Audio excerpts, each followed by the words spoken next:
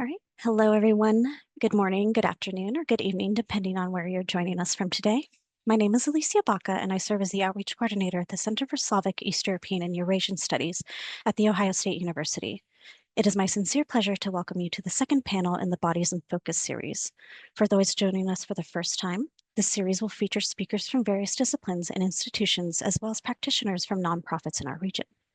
The six panels that we have planned for this will revolve around some broad, semi-provocative questions. First, why is the body good to think with on both intellectual and professional matters? Second, how do class, diversely abled, gendered, and race bodies interact in the daily lives we study or the daily lives we inhabit through our avocations? Third, what is the continuously evolving relationship between the body and the body politic, whether that be a nation, empire, the EU, or NATO? And lastly, is research and teaching disembodying, and can recentering embodied and uncomfortable knowledge therefore move liberation in Eastern European and Eurasian studies forward? This last question in particular helps to connect our conversations with the annual theme of the 2024 convention hosted by the Association for Slavic, East European, and Eurasian Studies, Liberation. This series is part of a multi-year initiative supported by the Association for Slavic, East European, and Eurasian Studies, as well as over 10 regional study centers in the United States. This year's series is organized by the University of Pittsburgh Center for Russian, East European, and Eurasian Studies in collaboration with Ohio State Center for Slavic, East European, and Eurasian Studies and the University of Wisconsin-Madison Center for Russia, Eastern Europe, and Central Asia. With that, I would like to thank my colleagues Zsuzsanna Magdo at Pitt Reese, Emma Pratt at Ohio State CEAS, and Jennifer Tischler and Sarah Lomash-Flesch at UW-Madison's CRECA for their collegiality and collaboration. Last but certainly not least, the series would not have been possible without the generous support of our association, ACES, as well as peer regional study centers from the following institutions: the University of California, Berkeley, University of Illinois, Urbana-Champaign, the University of Kansas, the University of North Carolina, Chapel Hill, the University of Texas, Austin, Harvard University, Indiana University, Bloomington, and the George Washington University. And before I introduce our moderator and panelists, we have a few housekeeping notes. We have 90 minutes allocated for this session, with audience Q&A reserved for the last 30 minutes. Audience members will have the opportunity to share questions and comments using Zoom's Q&A function, but we can also unmute audience members upon request to facilitate ADA access. Please use Zoom's raise hand function to ask to be unmuted if you would like to do this. All panels in this series will be recorded and captioned automatically via Zoom during each session, though you will need to turn your captions on yourself. Subsequently, recordings will be professionally captioned and made available a few days after each session on the program pages of the 3 organizing centers. If you have any questions about accessibility or wish to request accommodations for any future sessions, please contact cease@osu.edu, and that is CSEEES@osu.edu 2 weeks ahead of time. And my colleague Jennifer Tischler will drop that information in the chat shortly. Now, let me introduce to you Dr. Maria Cristina Galmarini, who is our moderator for this panel and one of our scholarly consultants for this series. Dr. Galmarini is an associate professor of history and global studies at William and Mary University. Her teaching interests include Russian and post-Soviet history, Stalinism, human rights, and cultural history of the Cold War. In her research, she specializes in Soviet and modern European history, with a particular focus on the history of disability and social rights. Her recent book, titled Ambassadors of Social Progress, A History of International Blind Activism in the Cold War, was published in 2024 by Northern Illinois University Press. She is also the author of The Right to be Helped, Deviance, Entitlement, and the Soviet Moral Order, which was published in 2017 by the same press. And now, let me introduce our 2 panelists for today's session. Dr. Gala Kornienko is a lecturer in the Knowlton School of Architecture at The Ohio State University. Her research combines 3 components: the theory of inclusive public participation in planning, human-environment relationships in planning for and with neurodiversity. She has written a number of publications and professional conference presentations on the topic of disability, neurodiversity, autism, urban design, and planning. Her recent publications are on universal design and inclusive participation in the Routledge Handbook of Inclusive Education for Teacher Educators and Planning for War-Induced Tinnitus and Hearing Loss Accommodation in Ukraine and Nature Cities. Additionally, she also serves as a professional advisory board member of HAAPE.org and as a consultant with the Ukraine Rebuilding Action Group of the American Planning Association. And our final speaker is Dr. Katarina Vidlak, an assistant professor of Anglophone Cultural Studies in the Department of English and American Studies at the University of Vienna. Her research primarily focuses on American culture and literature, American-Russian relations, queer and feminist theory, popular culture, post-socialist, decolonial, and disability studies. Her first book, Queer Feminist Punk and Antisocial, was published in 2015 by the feminist publisher Zaglosos. Currently, she is working on an independent research project. This FWF Illustrator project, Rivals of the Past, Children of the Future, focuses on the discursive construction of Russia within Western thought between the time of the American purchase of Alaska to the beginning of the Cold War. She previously worked on another FWF art space research project in collaboration with Masha Godovania and Ruth Yenerbekova from the Vienna Academy of Fine Arts. This project focused on questions of invisibility and visibility, queer ways of living, community building, and archiving within the post-Soviet space. Lastly, her monograph, Under Western Eyes, Vulnerable Minorities and the Russian State in New Cold War Cultures, will be published by the Academic Studies Press at the beginning of 2025. And with that, I will pass the mic on to our moderator, Dr. Galmarini, to start our panel. Thank you all again for joining us. Thank you, Alicia, for these lovely introductions, and thank you again to the centers for organizing the series. I'm honored and humbled to be part of this series of events and to moderate today's panel on new research, new directions in research. Dr. Kornienko and Dr. Vidlak will today tackle the very important topic of disability knowledge and how it is created transnationally in the context of war and post-war reconstruction. This is, of course, an urgent conversation for scholars and practitioners as well to have. It also builds on our first panel where we spent quite a bit of time talking about epistemologies and how disability knowledge is created by various actors.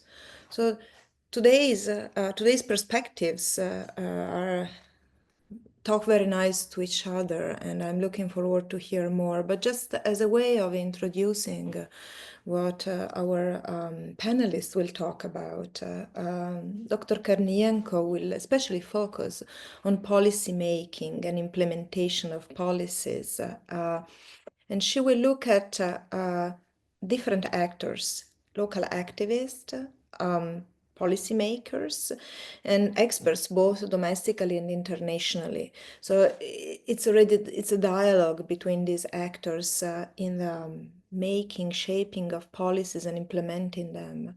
While Dr. Vidlak will also look at disability knowledge, but from the point of view of discourse. She will talk to us about media and how the media shapes larger audiences' understanding of disability in the region we are discussing today.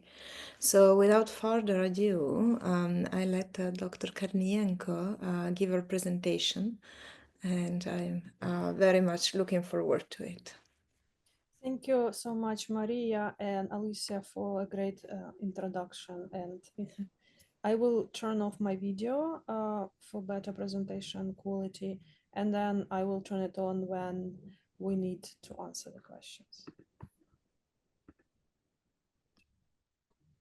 Okay, let me share my screen.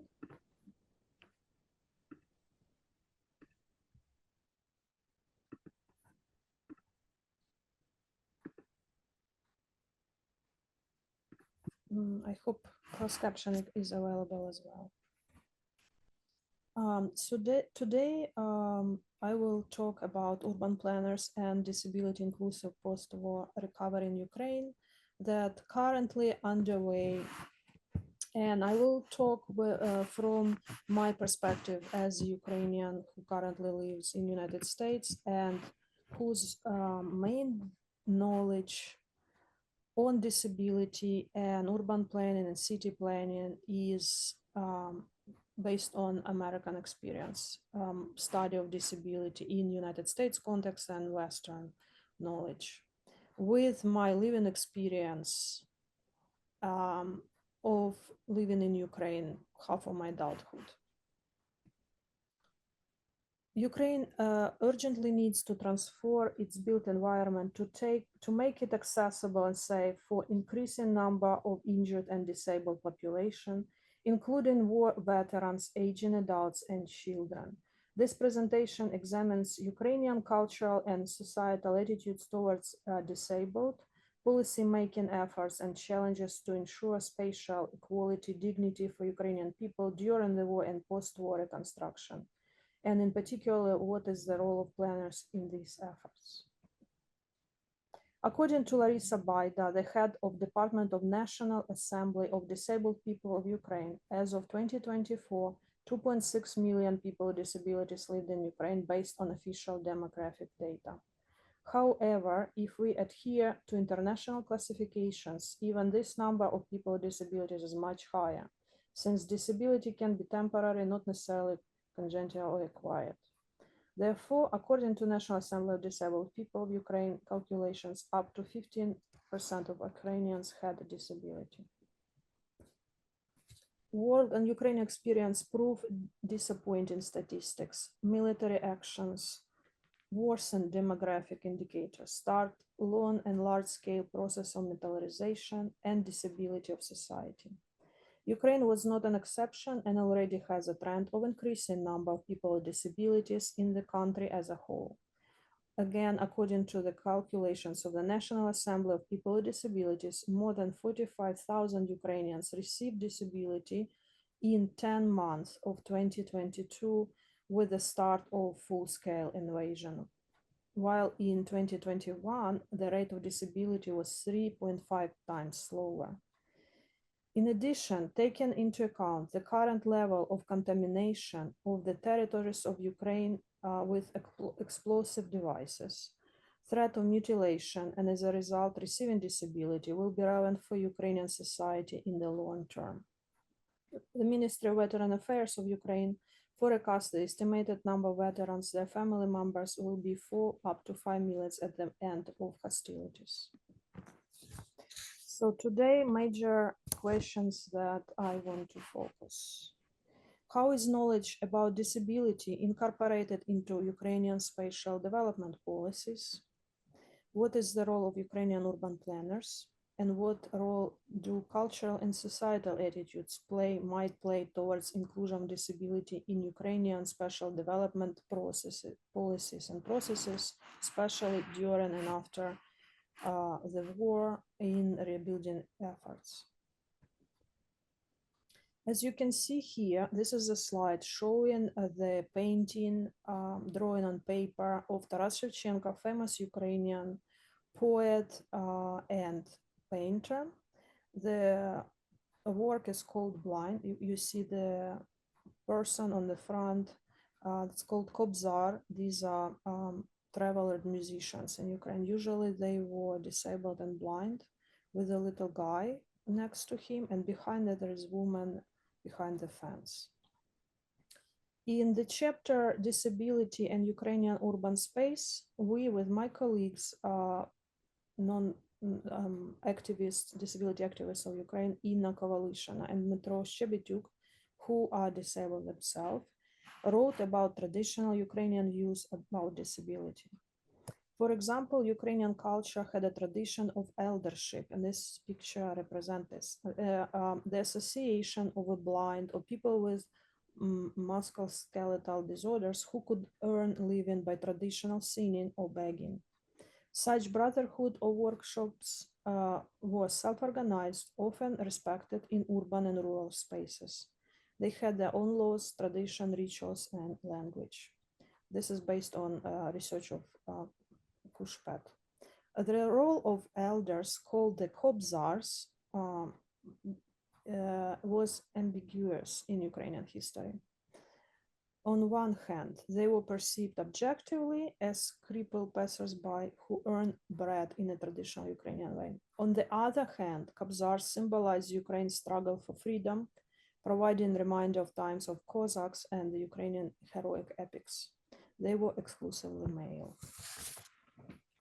I am not going deep into other Ukrainian traditions about disability. This is just to illustrate this slide. Ukrainian urban space, shaped by the Soviet-era standard man policy, did not allow people with disabilities to evacuate or move to safe areas, not mention their difficulties in peacetime. Many researchers, activists have proven that the physical state of Ukrainian cities does not ensure equality of Ukrainians with low mobility groups of the population, but create huge risk of state and society. Here on the slide, you see I'm making parallel of Vitruvian man, which is standard of classical representation of human body, which is male, able-bodied.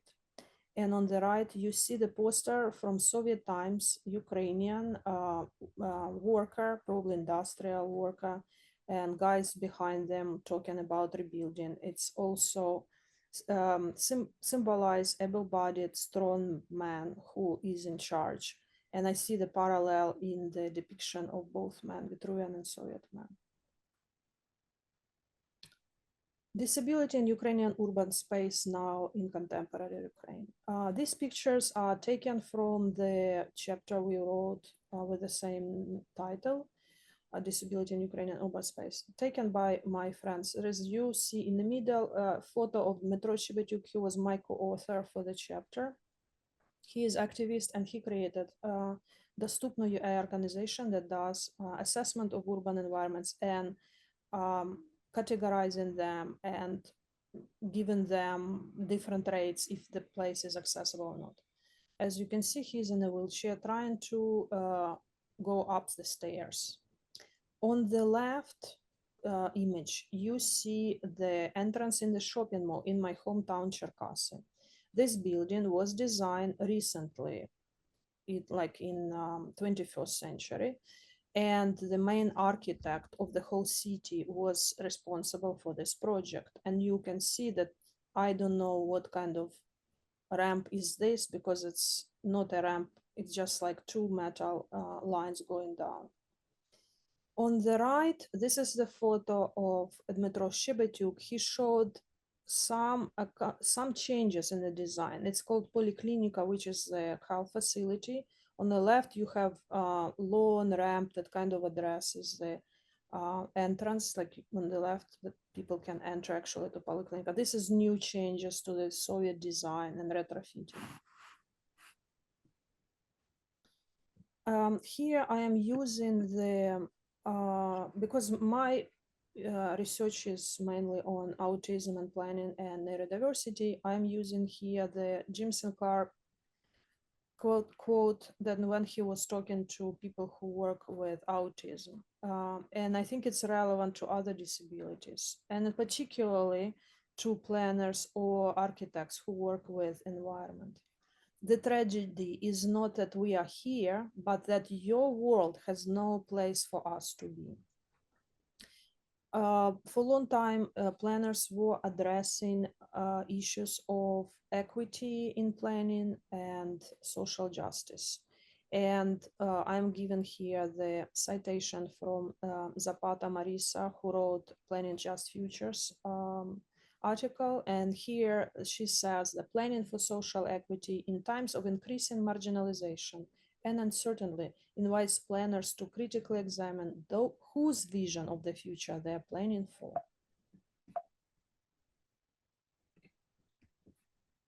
So this is the overview, short overview that I will be mainly focusing today. Analysis. We did preliminary analysis of spatial development policies in Ukraine legislation, how it addresses the topic of disability, and we reviewed research articles and open data resources.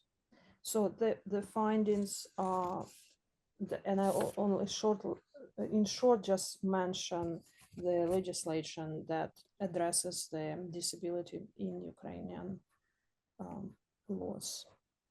So what kind of what kind of knowledge about disability incorporated in Ukrainian special development. Here is some of the, on the right, the list of some of the policies that Ukraine signed to or implemented some of the things into their legislative documents on different policy levels. On international, Ukraine signed UN Convention on Rights of People with Disabilities.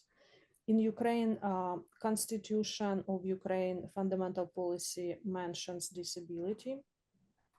And in law, basic and social protection of people with disabilities in Ukraine. In educational sphere, we have law on Ukraine on education that addresses individual development program, inclusive education environment, and reasonable accommodation, and universal design in the field of education. And also there is national strategy of creating barrier-free space in Ukraine for the period until 2030. In specifically architecture and planning, the law on regulation of urban development activities and architectural and planning requirements reflected in state standards, state building standards of Ukraine. The biggest problem, as we see with my colleagues, is lack control over these policies and implementation. I also want to highlight that even though there are Article 21 in Constitution, Article 24 that talks about free and equal rights and dignity and human rights for all citizens. For example, Article 24 says, citizens have equal constitutional right and freedoms equal before the law. There can be no privilege or restrictions based on race, color, political, religious, or other beliefs, sex, ethnic or social origin, property status, place of residence, language, or other characteristics. So as you can see in the Article 24, disability is not explicitly mentioned as equal constitutional rights, but would fall under other characteristics. However, in the Article 46, there is terminology that talks about social protection, and here explicitly mentioning disability. So in Constitution, Article 46 says citizens have the right to social protection that includes the right to provision in cases of complete, partial, or temporary disability.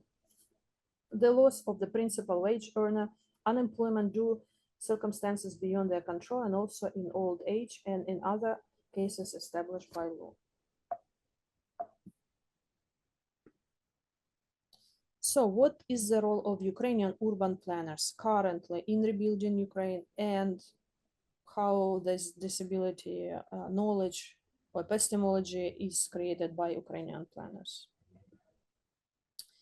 If we look at current field of planning, we are moving from modernist approach in planning to communicative planning. So what we're talking here about, communicating planning, focusing mainly on politically engaged and empowering strategies, goals arise from the populace and reflect cultural context.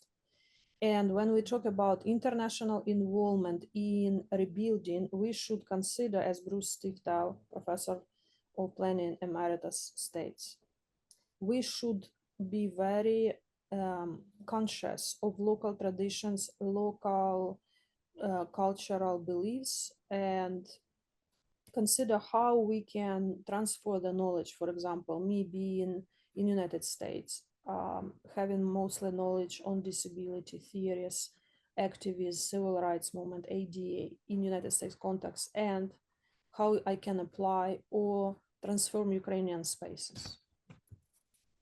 So the step toward the communicative planning in Ukraine is development of urban planning codex based on the principles of inclusive involvement, professional and public cooperation, educational activities, initiatives, and European model of dialogue. So modernist planning is different because it's more focusing on top-down approach and scientific tools without considering other bottom-up approaches. So we were brainstorming and looking what kind of cultural and societal attitudes play toward inclusion and disability of Ukrainian spatial development policies right now. And we think visibility of disability due to war highlighted the importance of creating inclusive urban environments. Another point, because we are talking about green rebuilding of Ukraine, inclusive rebuilding with integration in European Union, and also focusing on European Disability Strategy 2021-2030. Another point is that inclusion of schools in Ukraine started in 2016 can also help in moving things forward. And of course, active advocacy movement. So the main findings that we have is that Ukraine remains inaccessible for several reasons. Absence of clear strategy of implementation of policies. Even I could list you a lot of great policies and constitution that mention it, but if there is no clear strategy how it is implemented, it's hard to measure it. Lack of comprehensive inclusive spatial planning policies, limited nature of building codes. And although we have barrier-free environment strategy by 2030, there is no policy that mandates creation of action plan to remove physical barriers. Additionally, there is no requirement for inventory of accessibility barriers or no periodic updates until the accessibility is fully reached. So our recommendations in the long-term urban planning interventions must steer Ukraine's recovery to accommodate mentally, physically traumatized population, particularly within public spaces. On the basis of existing literature and known impacts so far, the following accommodations and planning interventions could include soft infrastructure, engineering controls to reduce ambient noises in school, public spaces, transportation stations, and homes. Cities like Mariupol, as a result of extent of damage suffered, can now reimagine their entire urban form with a focus on accommodations. Urban planning should really take into account the needs of mental and physically traumatized population. The introduction of soft infrastructure, such as green areas and public spaces, can facilitate recovery and social integration. So in addition to removing the existing barriers that existed from Soviet times, the next focus should be on recovery. What kind of spaces can facilitate recovery of highly traumatized population? And these are the final conclusions. And I draw these conclusions from my experience and my theoretical knowledge that spatial development policies in Ukraine cannot be achieved without disability justice as a guiding framework. These key vectors of reform and sphere of spatial development should be strengthening public interaction practices, shifting professional paradigms and responsibilities, and harmonization with European Union legislation in the sphere of inclusive urban environments, taking into account disability strategies. Urban infrastructures, facilities, and services, if designed and built following accessibility or inclusive universal design principle from the initial stage of planning and design, bear almost no or 1% of additional cost. This is citation from the World Bank, Design for All publication. So what I'm saying that although the strategy is of destroying or completely leveling ground cities in Ukraine will have long-term impact, we can say that initial stage of rebuilding should already include universal design principles. And this is the opportunity for Ukraine to become truly inclusive and green. Thank you for your attention to my presentation. Here is my contact information. My email address kornienko.1@osu.edu. If you have any questions or comments, you can contact us in urag.org. This is Ukraine Rebuilding Action Group within American Pen Association International Division. Thank you. Thank you, Gala, very much for this rich and fascinating presentation. I have all sorts of questions, and I'm sure there will be questions from the audience. But now I would like to shift gears to discourse and how knowledge about disability is produced by the media. So Dr. Katarina Widlak will speak to us about that. Yeah, thank you so much. Thank you, Christina, for this nice introduction, and thank you to everybody for including me here in this really amazing speaker series. I'm really honored to be here, and I appreciate the opportunity to talk about my new book that will be out in spring of next year. What I present here today is based on the book. The examples that I show are not necessarily in the book, but the whole framework and the background really comes from this book that I've been working on over the last, I think, more than 10 years. The book On the Western Eyes, Vulnerable Minorities and the Russian State in New Cold War Cultures looks at these new Cold War discourses between the Anglophone, and when I say Anglophone, I mean predominantly American discourses, but not exclusively, because in our current media landscape, we cannot, it's really hard to pin down discourses on nations, right? Because the Anglophone context has always been very entangled, but even more so in our globalized world. And so I look at Anglophone discourses, but I also look at Russian media discourses. My focus when I look on these discourses are really LGBTIQ issues, gendered, racist, and ableist politics. I look at minoritarian vulnerability because I do believe, or I found out in my research, that especially bodily vulnerability, but also a more general vulnerability, is really key in liberal discourses, but also in Russian discourses. And that these discourses are really intersecting with each other. They're speaking to each other, and they co-constructing each other. Right. So my approach, and I think it's a really interesting contrast also to Gaia's perspective that is so hands-on and that is so empirical. My perspective is exclusively semiotic and discourse based. So I do a semiotic and discourse analysis. I look at material from the last 15 years, so starting with around 2008 till 2023 approximately.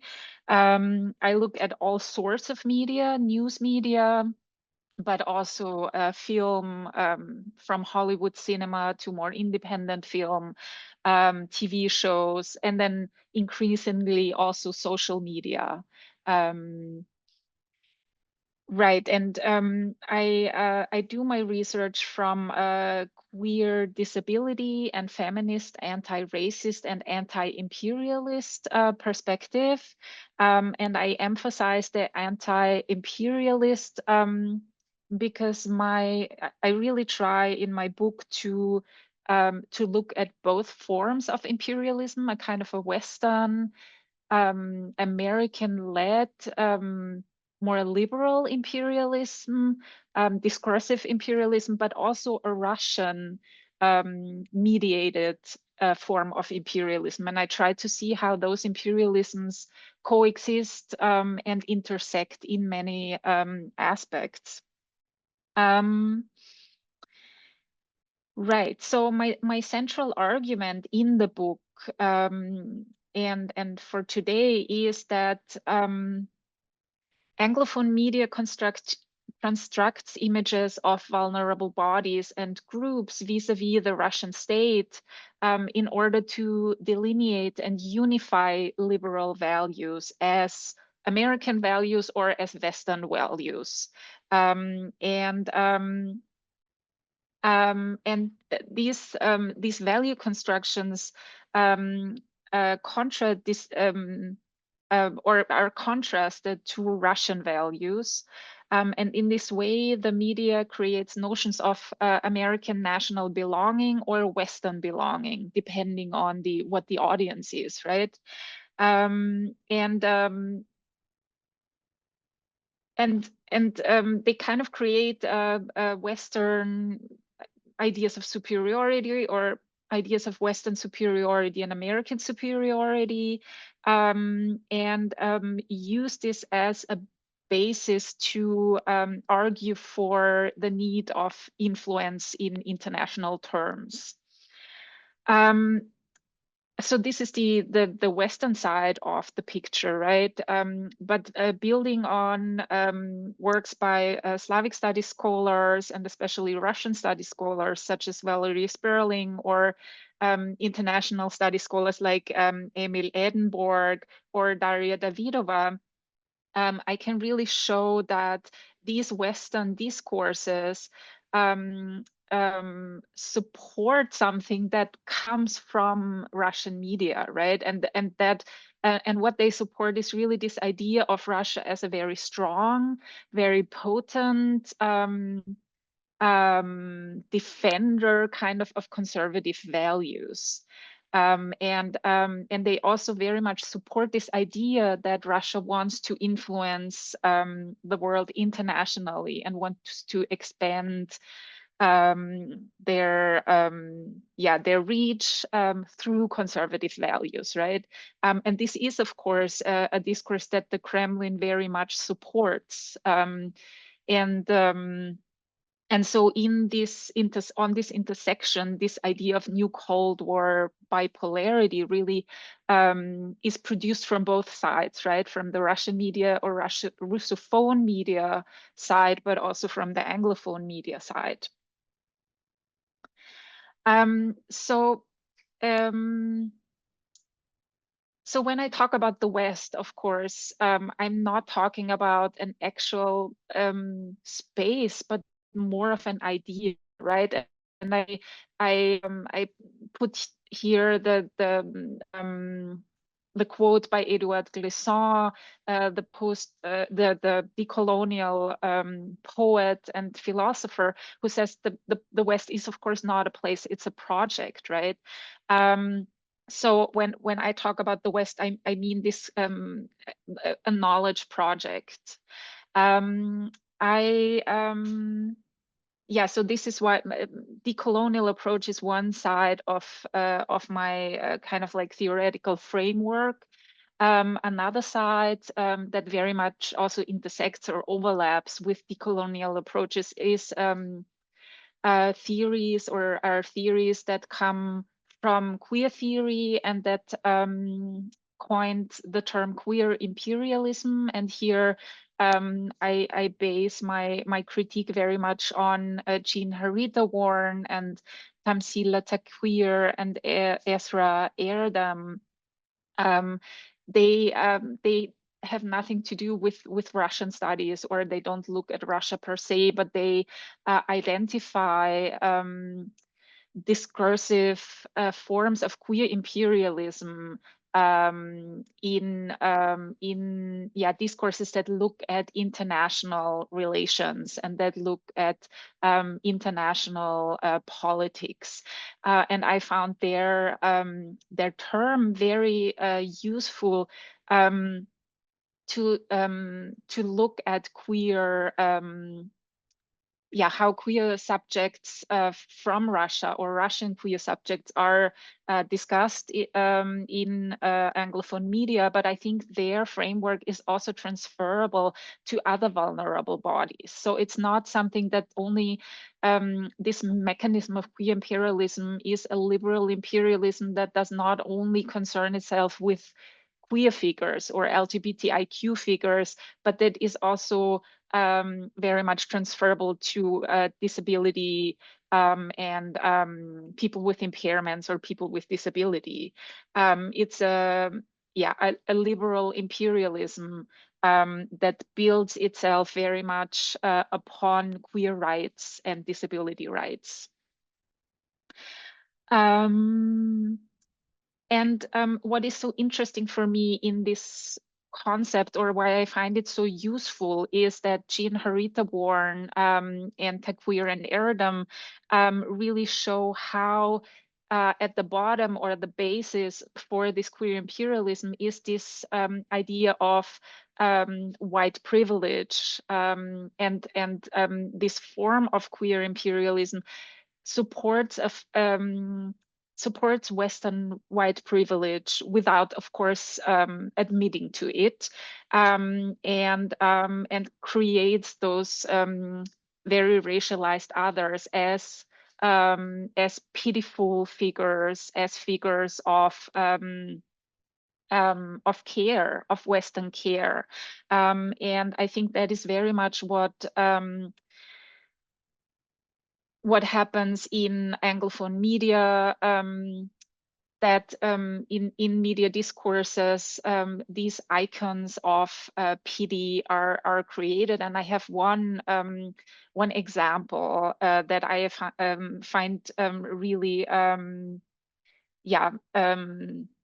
a kind of a prime example for this creation of LGBTIQ icons of pity or martyrs. I prefer the term martyr to discuss especially LGBTIQ figures, because I think it, in the Russian context, there is always this idea of a spiritual martyr.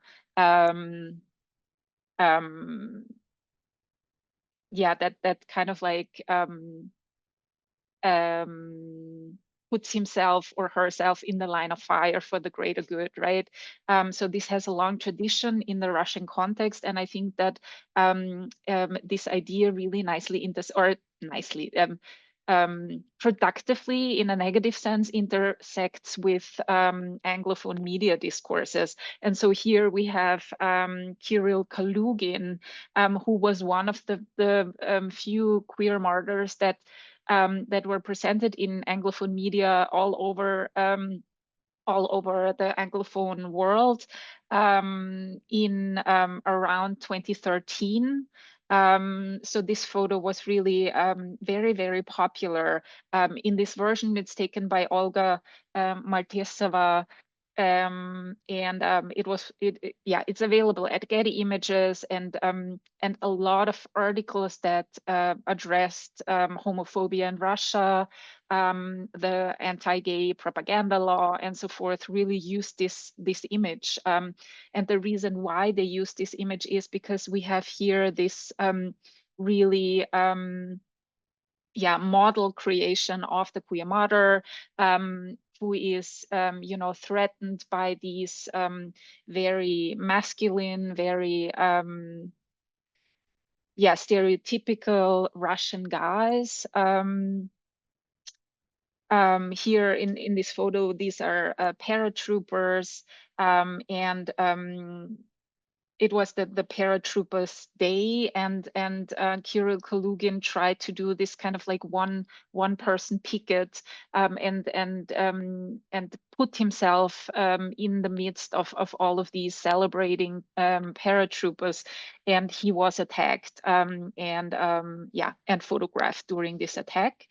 In the Western media, the context for this image was not very much discussed. What people discussed was that this is a typical situation where brutish, conservative, homophobic men attack or a liberal gay person that stands in for the Western values, and that champions progress and modernity and development.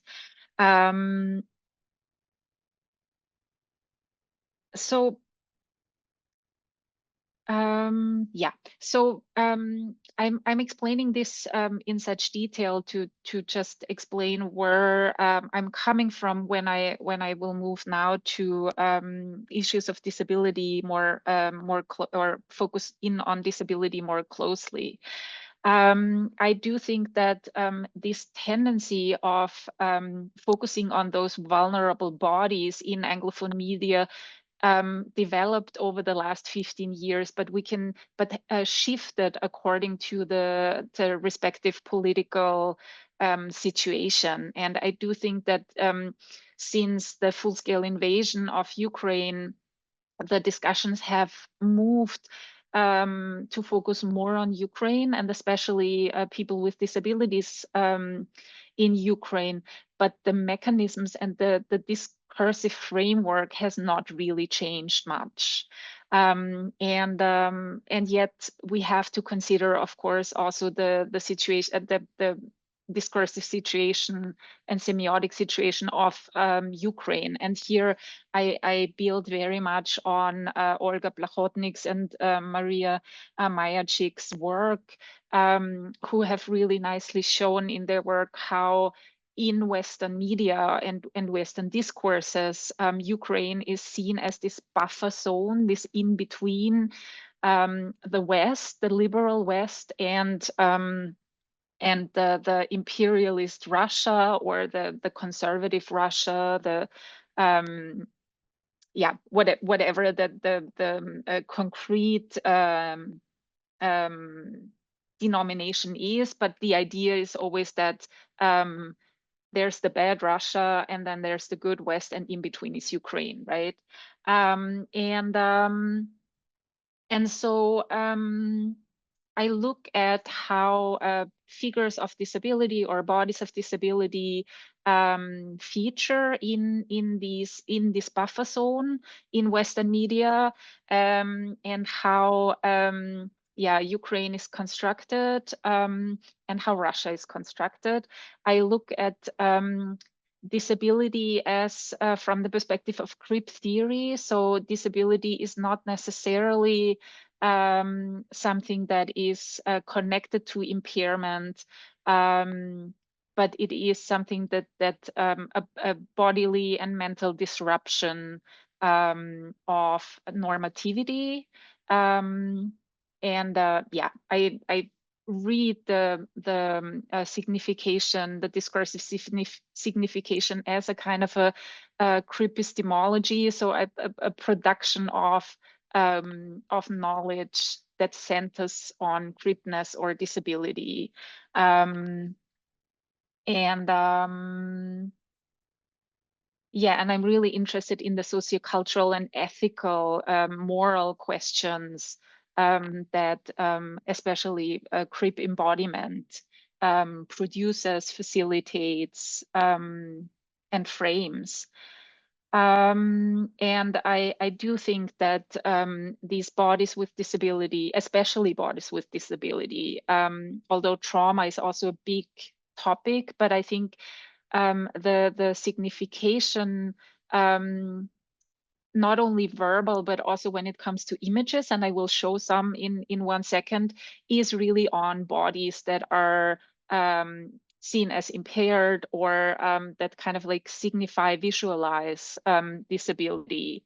And these bodies are seen as this kind of linchpin for value negotiations between the East and West. And so to round up,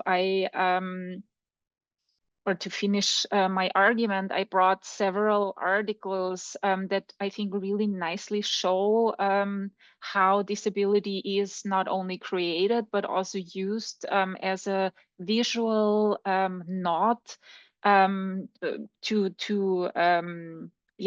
create to discuss Ukraine as in between the progressive West and the backward East.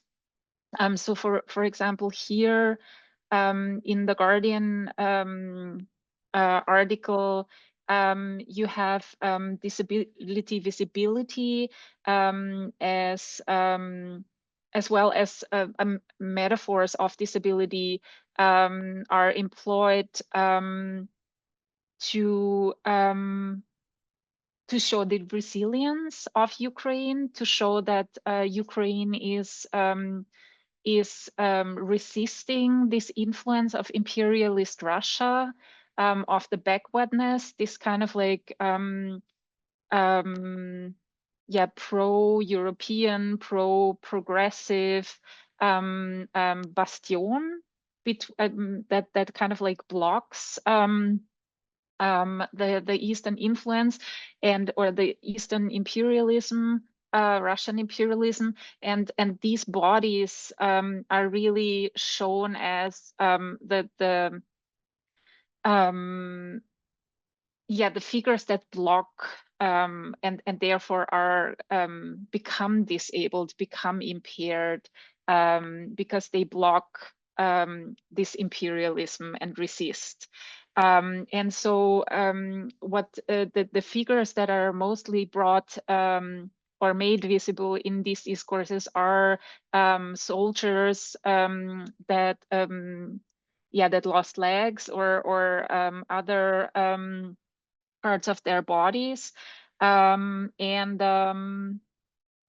what is interesting, and here this Politico article is also really interesting, is that this embodiment of Russian imperialism, or the damage and violence of Russian imperialism in the form of losing a leg or an arm, is so powerful that even if articles are not talking about amputees, they still give a picture of an amputee, right? So in this Politico article, there was the article is really about somebody who lost his eyesight, but because the image wouldn't be as useful to signify, to visualize this physical damage, they show a person with that lost a leg, although the article never addresses this really.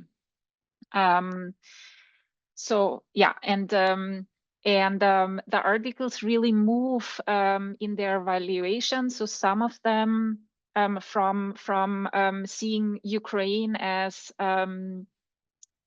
this bastion, as this last resistance against the Russian imperialism, or they criticize Ukraine for not doing enough for people with disabilities, and then they refer to Ukraine also as this kind of like ex-Soviet,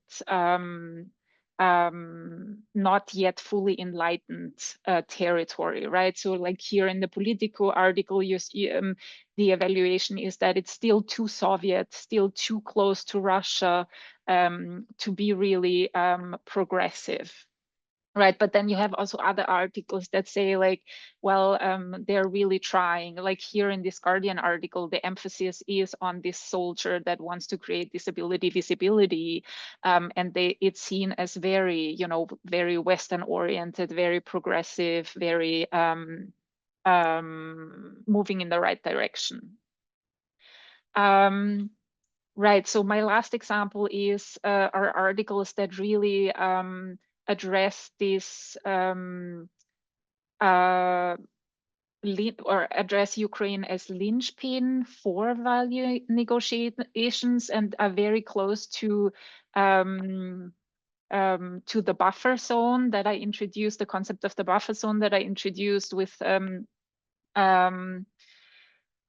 just earlier, and here they address this idea of, okay, now is the moment. It's not only the war that will decide the fate of Ukraine, it's also how Ukraine deals with the casualties of the war, and especially the physically disabled people, if they implement disability rights, they will be seen as democratic and European, but if they ignore the wounded and the disabled, they will be turning away from democracy, right? So it's very, this kind of idea of buffer zone or linchpin is very actively addressed, and it's a kind of a cautionary narrative in there that really says like, okay, now Ukraine, you have a chance to prove to the rest of the West that you are also Western. Yeah, I think I want to end here. Yes, And Katerina, I'm really looking sorry to forward to the interrupt. discussion. We're running out of time. No, I'm done. I'm done. All good. Yeah. Sorry about that. This was another very rich and theoretically sophisticated presentation. I saw there was a question already from the audience, but Gala has taken it already. So I use my position as moderator to perhaps start a conversation on this topic of war and disability. And as I was listening to your presentations, I thought war is obviously bad for bodies, for human bodies. But in paradoxical ways, war is also good for bodies in that it gives visibility. In this case, not all wars have given visibilities. In Soviet history, we know very well from Francine Berchnin's research, for instance, that disabled veterans were made invisible after World War II in the Soviet Union. But here, the current war brings visibility to wounded, traumatized, disabled bodies. With its destructive power, paradoxically, war provides opportunity for removal of barriers in the reconstruction. It paradoxically provides new approaches to psychological rehabilitation, more attention to mental health. And then thinking about new Cold War that Katarina talked about, here too, we have disabled bodies caught in the middle of this war. They're made visible, definitely made visible, but it seems to me from what you're saying, they're also weaponized, politicized, perhaps deprived of agency in the production of disability knowledge as they are as they become linchpins, as you said. So this is not really a question, but perhaps a conversation starter. And I would like to hear your thoughts about this issue of war being good and bad, right, for disabled bodies. And I don't know who wants to take it on.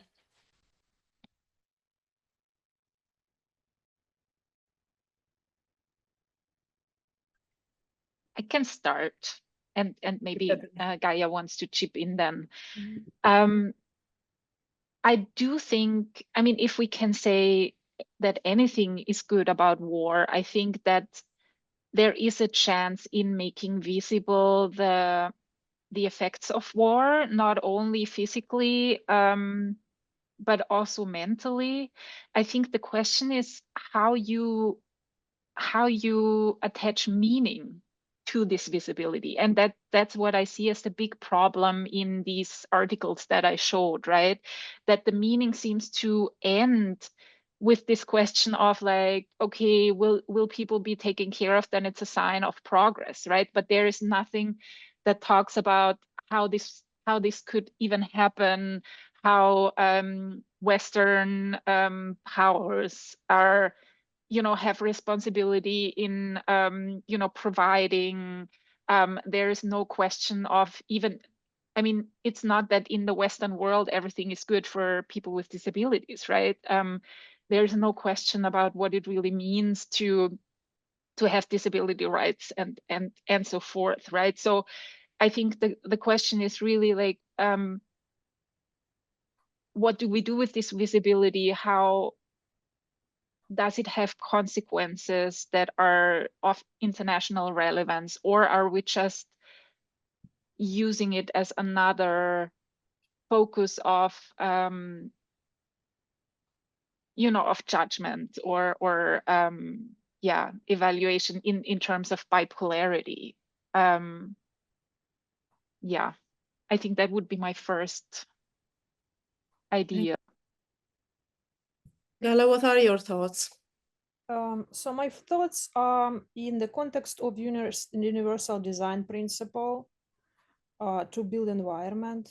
And in my chapter that I wrote on universal design principles and like the main premise of it like this curb cut effect. I don't know if you're familiar. Like if we make places accessible, like having curb cuts or ramps, they will benefit not only people with disability, but also women and children. So it's the universality principle justifying the accessibility, that it's for greater good. And somehow this presentation that Katharina was given and the images I have and saw on disabled veterans having prosthetics limbs and narration reminded me super creep trope, you know, the super creep trope. And then in connection to what you're saying, bad and good of war and effect on disabled body is the term, I don't know if you're familiar, inspirational porn, which was coined by the disability rights activist Stella Young. So this whole rebuilding can be framed, you know, like war as a good thing, because look, everybody is visible now and we can make all of accessible and it will be good for everybody. This somehow reminds me inspirational porn of objectification of people with disabilities, inspiration for recovery, for rebuilding. So this is where I feel very uncomfortable when I talk about opportunities, when I'm talking about tragedies which are affecting so many people in Ukraine right now, with people who will have visible and invisible disabilities due to war. Thank you. Thank you very much. In the meantime, I see we have a question from Dr. Pavel Levitsky, who is thanking you both for fascinating presentations and has a question for Dr. Vidlak. I was wondering, he writes, if you have found any other representations of Ukraine, Russia, or the West, in scare quotes, that were contradicting the dualistic or three-party picture, with UA as buffer zone, which is also an imperial vocabulary. Is there a methodological or analytical way to prevent reproduction of these dualities? Yeah, thank you for this question.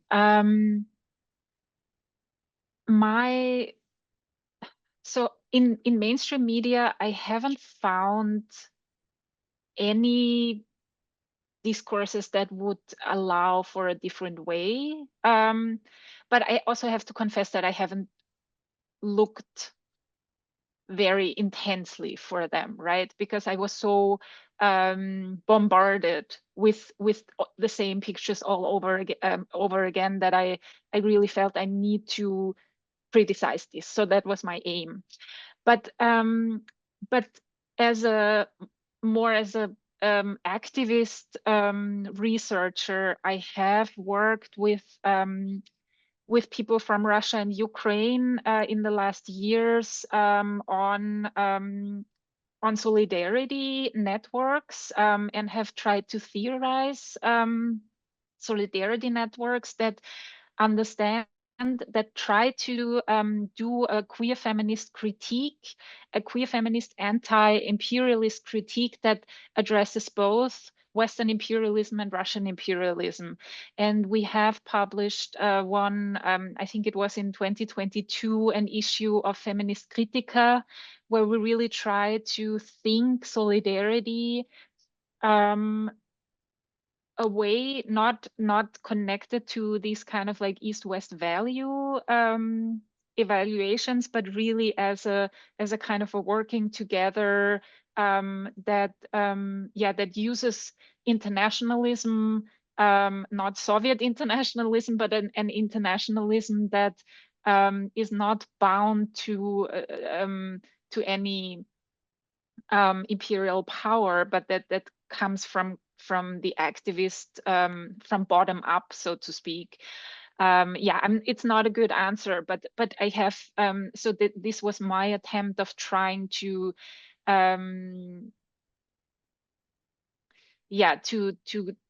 to address problems across the board and see more of the similarities across the board and not fall into these dichotomies of everything is good in the West, everything is bad in the East, and Ukraine is somewhere in between, right? So yeah. Thank you, Katarina. I see there has been a conversation going on productively between one of the person in the audience and Gala on the situation of people with autistic disorder in Ukraine. Gala, would you like to comment more on this? Or I already, yes, I already commented.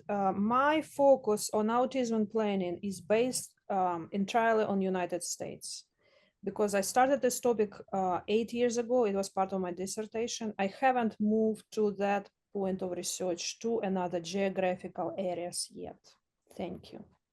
I see. No, thank you so much. From your presentation, however, I understand that you are thinking more broadly about policy making and urban planning in post-war Ukraine, correct?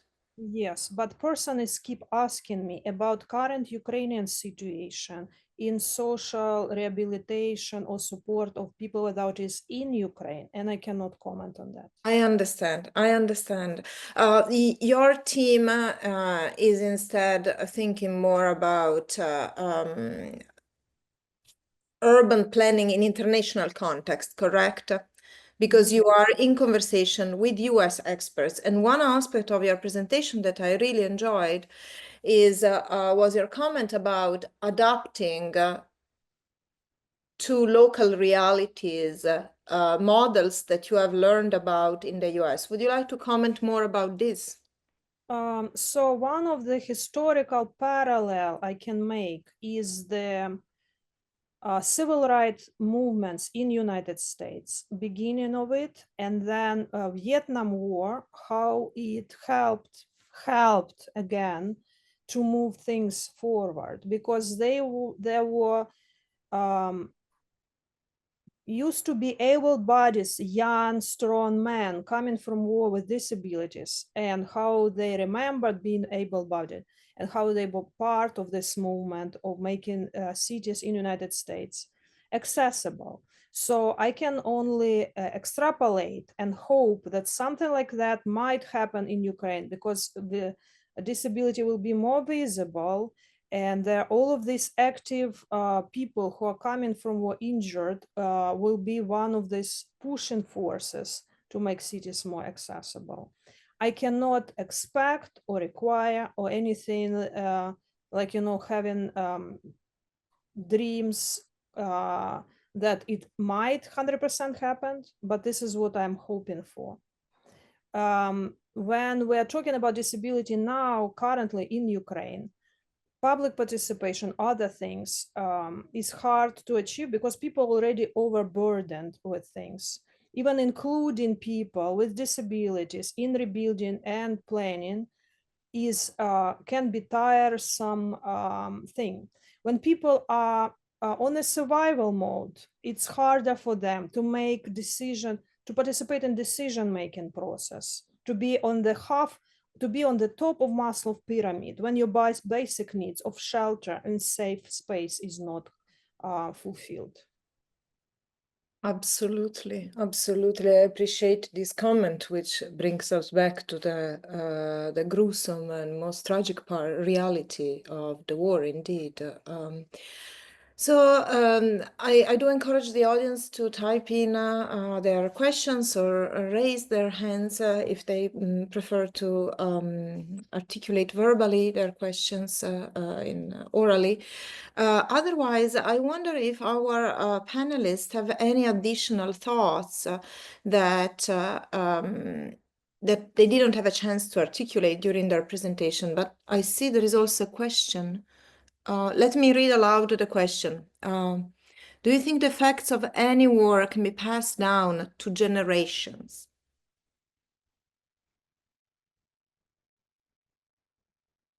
I know there is very interesting research on generational trauma. I've been reading a bit on that, although I'm definitely not an expert in it. But some interesting research has been done, especially in the context of Poland and generational trauma from World War II and the Holocaust. What do Katarina and Gala think about that, or if they want to add any additional thoughts to what they didn't include in their presentations? Maybe I can start again, if you don't mind, about that question. If any knowledge can be passed down, I do think it would be possible, and I do think that I grew up in the Austrian and German speaking context, and from my generation, there was this window of knowledge that was passed down about anti-fascist, why it's important to be anti-fascist, why it's important to avoid war, why we have to think about the responsibility that we carry as descendants of people who waged a horrible war, right? But I do think that, yeah, that's unfortunately in the past, and often political entities are not, yeah, don't take care of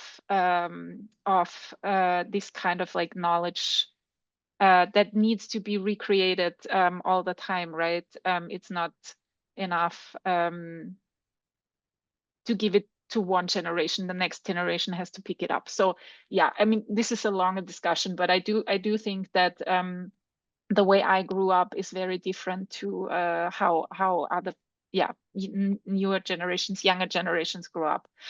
But what I wanted to pick up is something a little bit different, and that was something that inspired me very much from what you said, Gaia, about this idea of universal access, and that it's not about, you know, certain people with certain disabilities who should get who are the exclusive beneficiaries of, for example, the cut curbs or something like that, or any measures. I think that's really an inspiring approach, because it kind of like introduces this idea of mutual care and of collective care that is not individualistic, but it is really community based. And I think that is, for me, that is the most promising approach to all of these questions.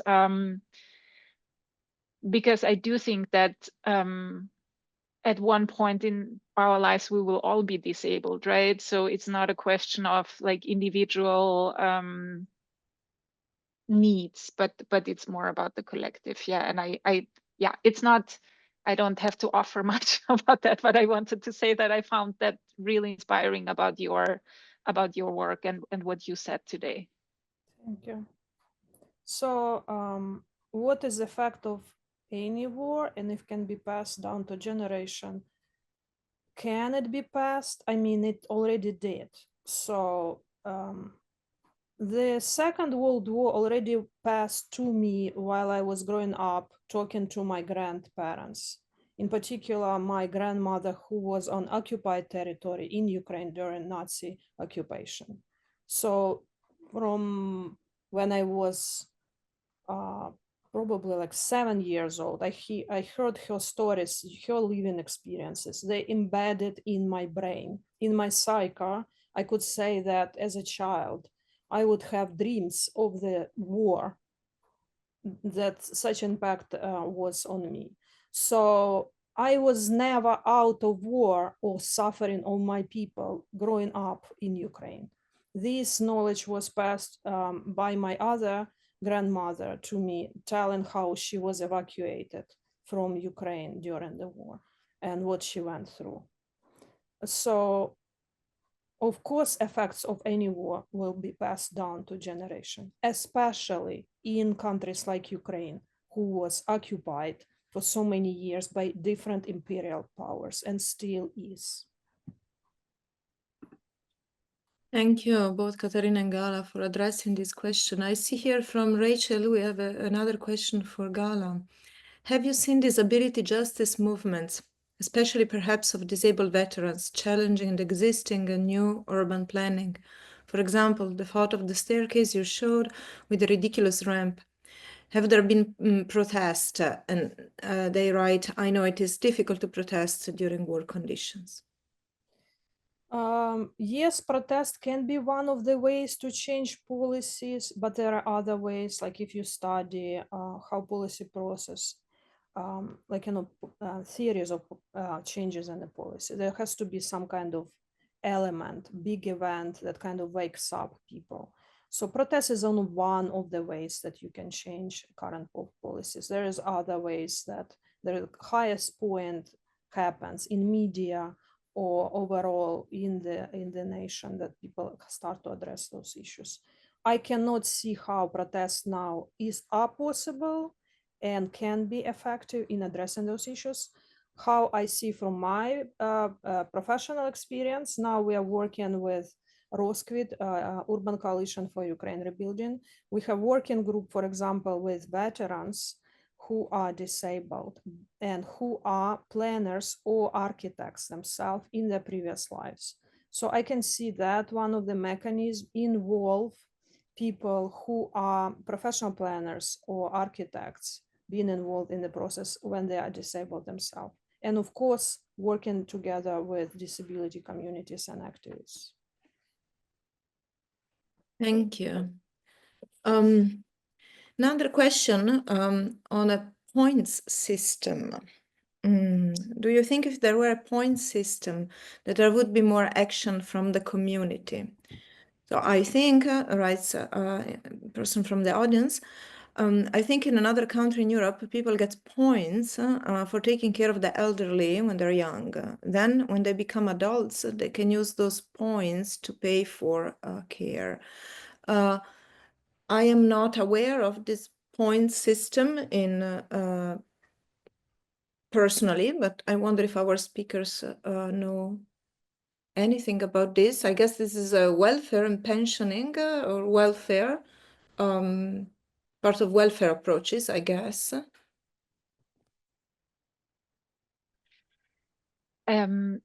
I can tell you how it is in my context or the context that I know in Central Europe. So often I'm not sure about a point system, but you can, if you have a family member that you have to take care of, it can be somebody with a disability, but it can also be an old person that you have to take care of. You can you can become an official caretaker, and that will give you some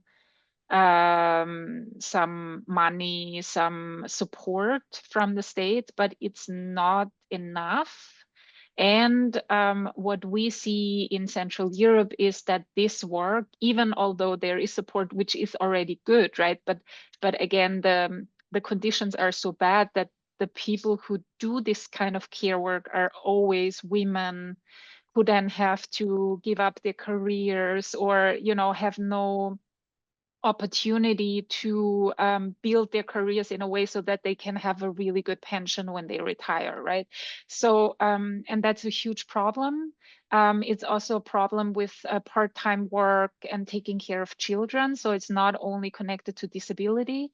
I mean, of course, it's lovely if you can work and still take care of your child, but then in the end, when you will retire, your pension will be so small that you will be in poverty. So yeah, the system is really not great, and it really affects women disproportionately large to a large degree, and adds to their exploitation, right? So I don't see a really good model as of yet that could mitigate this problem. Care work in Central Europe is something that it's considered to be not of great value. It's poorly paid. It's not something that's appreciated much by society. And that's also why in Austria, for example, there's this big problem that we don't have enough care workers. And so, yeah, I think we have to change our thinking. We have to start valuing care much more. and not just you know, value, I don't know, financial, I don't know, finance people, bankers, you know, like there's something wrong with the whole value system, I think, and as long as we don't work on that, I'm not entirely sure how to fix this problem. Yes, and I mean, the question of care and who gives care, who provides care, also speaks to this transnational circulation of knowledge and how the caregivers are also semantically and discursively portrayed and in many cases materially exploited for their work. And it's a circulation of caregivers that has its own imperialist dimensions, I guess. Absolutely, and just to quickly add 2 sentences, it's also connected to racialization and exploitation of immigrants and so forth, right? So it's a huge. Yes, so I would like to launch a call for last questions and comments from the audience. Otherwise, we are reaching the point of getting to a conclusion of our panel. So I see all questions seem to be answered. So perhaps I pass the mic back to Alicia for the concluding remarks. And on my side, I want to thank again the panelists for these very thought-provoking and fascinating, rich presentations. Thank you very much. Thank you. Great. Thank you so much. On behalf of the organizing centers, ACs, and all co-sponsoring institutions, I'd like to thank you all again, Christina, Gala, and Katerina, as well as our audience members for engaging in such a meaningful conversation. Before we close, we have one housekeeping reminder. The next session in this series will be taking place next year on Friday, January 24th, apologies, 2025 at 11 a.m. Eastern Standard Time. This panel entitled Endangered Bodies and Activism will feature another one of our scholarly consultants, Dr. Daria Tsimbalyuk from the University of Chicago as our moderator, as well as guest speakers Janar Sekerbayeva from the Kazakhstan Feminist Initiative Feminita, Oksana Kazmina of the Kone Foundation in Finland, and Aydin Khalilov from the Independent Living Center for People with Disabilities. And as I mentioned before, all panels in this series will be recorded. Subsequently, these recordings will be professionally captioned and will be shared on the program pages of the 3 organizing centers within a few days after each session. If you have any questions about accessibility or wish to request additional accommodations for any future sessions, please contact cees@osu.edu. And again, that is CSEEES@osu.edu 2 weeks ahead of time. And with that, I'd like to wish you all a good afternoon, evening, or night, and we do hope that we may see some of you in Boston at AC's annual convention next week. Thank you again and take care.